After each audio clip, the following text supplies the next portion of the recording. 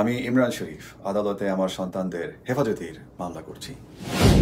আমি বলবো আমাদের আদালতের প্রচুর পরিমাণ মামলা আছে যেগুলো ভুয়া, সম্পূর্ণ ভুয়া। 8টা ভুয়া মামলা খেয়েছি, 6টা খারিজ হয়েছে, কেননা কোনো প্রমাণ ছিল না। কেমন অন্যগুলো অবস্থা ভালো না, প্রমাণ তো নেই একটারও। আমি একেবারেই ব্যতিক্রম না। লাখ লাখ মানুষ এই সমস্যায় ভুগেছে, বিধায় তো আমাদের দেশে জনগণ এই রকম ক্ষেপে গেছিল পুলিশের উপরে, তাই না? এই ক্ষেপাটা আমি বুঝতে পারি। আমি ভাই ভালো খারাপে উপসংহারে যাব না, আমি আপনাদেরকে সূক্ষ্মভাবে তথ্য দেবো কি হচ্ছে। ছাত্র আন্দোলনকারীদের বুকভর আসার কথা চিন্তা করে আমাদের আদালতের ব্যাপারে দুটো কথা না বলেই পারছি না। জানেন, আমি সন্তানের হেফাজতের জন্য আদালতে গিয়েছি, অথচ আমাকে 7-8টা ফৌজদারি অর্থাৎ ক্রিমিনাল জেলে দেওয়ার মামলা খেতে হয়েছে।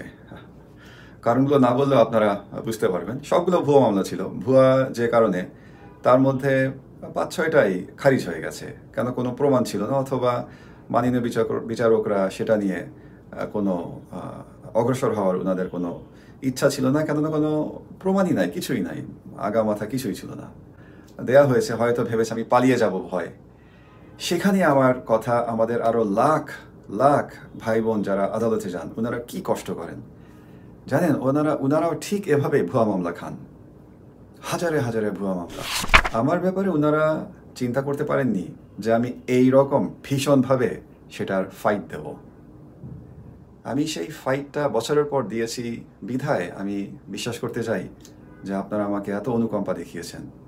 এবং আমার অবস্থাটা এমন হয়েছে যে যখন নাকি আমি আমাদের লাখ লাখ মানুষদের বন্যার আর্তনাদে ওনারা কষ্টে থাকেন, আমি দুটো কথা বলতে গেলে সেগুলো আপনারা অনেকে মনোযোগ দিয়ে শুনেন। আমি কৃতজ্ঞ এই সব কিছুর জন্য। তো যেটা বলতে আসলাম আদালতের কথা, এই যে ভুয়া মামলা খেয়েছি, মামলাগুলো তো নিয়েছে আদালতই, তাই না, ভুয়া হওয়া সত্ত্বেও। তবে জানেন একটা আশ্চর্য জিনিস, ভুয়া মামলার আপনার শুরু হয় একটা উপায় হচ্ছে আমাদের থানায় গিয়ে জিডি বলে, জেনারেল ডায়েরি, সাধারণ ডায়েরি, সেটা থেকে একটা আপনি পিটিশন দিলেন থানায় গিয়ে যে আমাকে অমুক অমুক এভাবে হুমকি দিচ্ছে, ভয় দেখাচ্ছে।